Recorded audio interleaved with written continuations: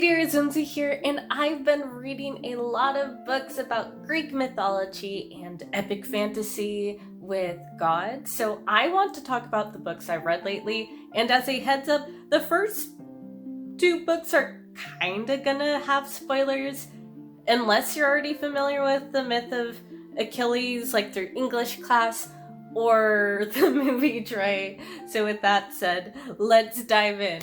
Okay, first we have Elektra by Jennifer Saint, and the title is a little bit misleading because it actually follows the Trojan War from three different point of views. So yes, we have Elektra, who is the daughter of Agamemnon and Clytemnestra, and then we have Clytemnestra herself, who is Agamemnon's wife, and it's basically her ruling in his stead because he's off fighting the war against Trojans, and she's plotting his demise. And then we also have Cassandra, who is Paris's sister, and she's also a priestess of Apollo. However, she rejects his advances. He gets really pissed off about that, and he curses her. He gives her the gift of prophecy, of sight. However, no one believes her, and she's kind of torn between wanting to save her city,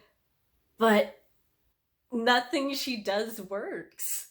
I know I'm probably biased, but Cassandra was by far my favorite character. I found her the most compelling, and FYI, Florence and the Machine, in her newest album, she has a song about the prophetess Cassandra, and yeah, I love her, and I loved her part. However, the other two main characters, Clytemnestra and Elektra, did not feel nearly as believable to me. Like, Clytemnestra was surprised, shocked, Pikachu-faced to discover that Agamemnon is a terrible person when he comes from an infamous long line of baby killers.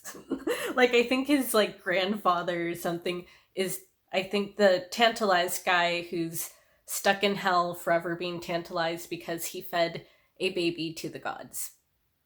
And his whole line is now cursed. So I know Agamemnon's a terrible person. How did you not realize that sooner? I know Google did not exist, but there's myths and stories and bards and stuff, so.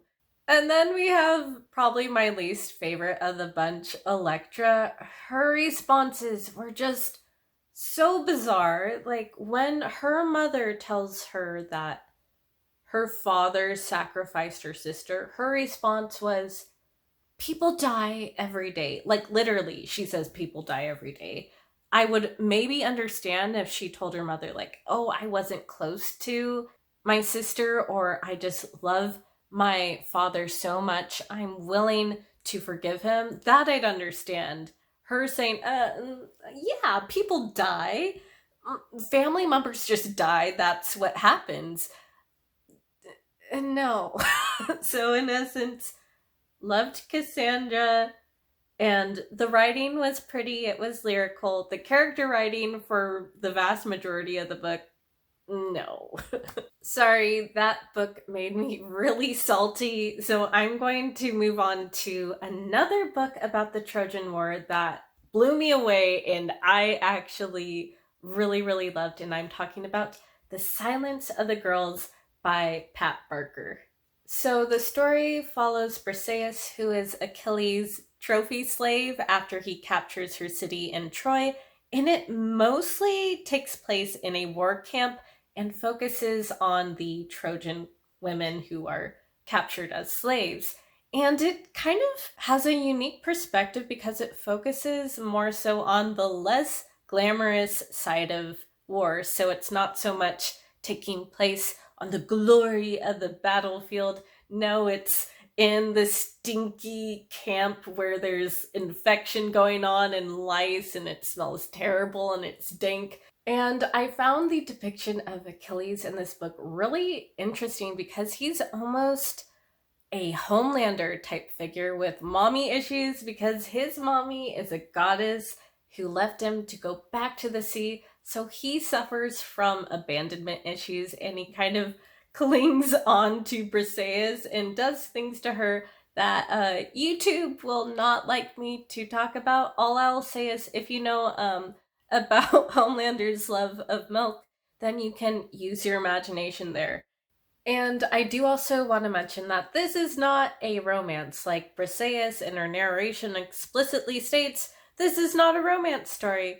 But Achilles and her still have this complex relationship because she's in a Stockholm syndrome sort of situation where she has to depend on him because the other men at the camp would not treat her as well, even though she's a slave.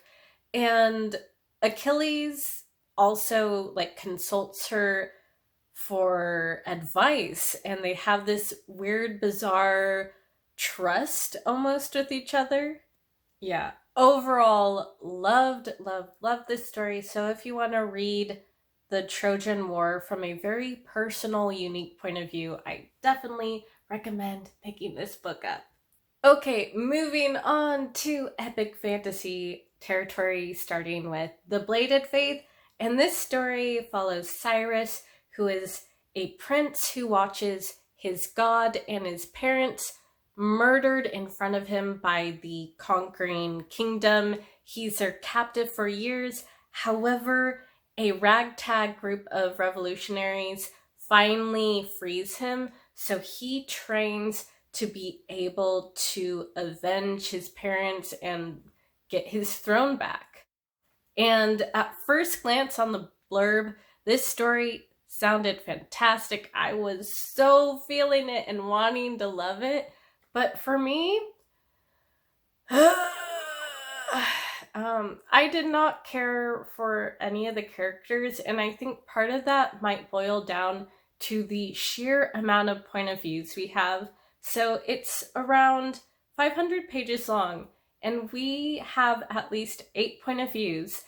And on top of that, this book is extremely fast paced, so fast paced that it just skips years. So, like, the characters' internal struggles are kind of glossed over. So, when we finally get to, like, inspirational setups and what feels like what should be, like, an inspirational, heartfelt scene, I felt nothing. And I didn't know whether I felt dead inside because it's depression or the book. And thankfully, it turned out to be the book because I had a much better time with fantasy books following this one. And sorry for Salt City again. Yeah, for the life of me, I could not connect with this book. However, there are reviewers who had a much better time with The Bladed Faith than I did. For instance, there's Holly Hart's Books and The Shades of Orange, who enjoyed it. So you can check out the reviews because everyone has different preferences. Okay, next we have a book that's long been sitting on my bookshelf, and I'm glad that I finally got to it, and that is The Unspoken Name. And the story follows Sorsway, who is an Acatl priestess of the nameless god, and she's destined to be sacrificed as his bride. However, during the ritual, she is stopped by this charismatic wizard who tells her that she doesn't have to die, and he asks her to come along with him to find this magical artifact that can basically reshape the world. And I really loved the magic system in this book. It is a faith-based magic system where the followers of a god channel a part of their power. However, it can and will cause that follower to go insane. And also I want to mention that most of the characters in this book are orcs. So it's an interesting depiction because orcs are usually like berserkers, they are fighters. So here they are like wizards and priestesses. So I found that really refreshing. And also the characters are basically all morally gray, and I found that really interesting. I love morally gray, despicable characters who are still charismatic and I root for. Okay, next I have The Hunger of the Gods by John Gwynne, and if you have not read the first book in the series, this review will contain spoilers for the first, so if you haven't started it, which you should, pause now or forever hold your peace.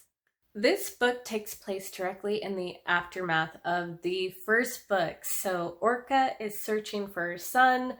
Varg is trying to hunt down his sister's murderer, and Glornir is trying to rescue his witch lover, and on top of all that, Liegrifa, the dragon god, is now free, and resurrecting her brother, the wolf god, may be the only chance to defeat her.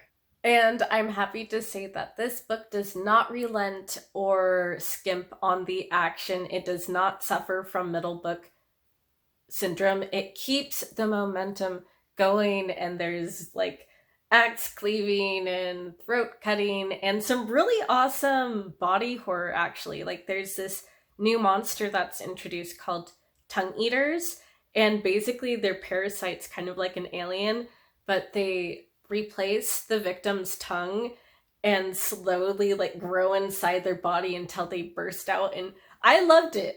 I'm a freak, I know that, but I loved that part. So yeah.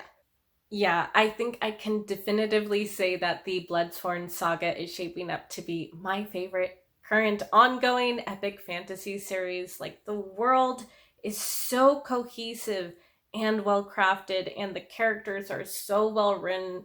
It just makes me fall in love with this genre again, and yeah, I cannot speak highly enough of it. All right, that's all I have to say. If you've made it this far in the video, why don't you leave me a wolf emoji and let me know if you've read any interesting books lately and what books you are looking forward to reading this year. As always, thank you for watching and take care, everyone. Bye!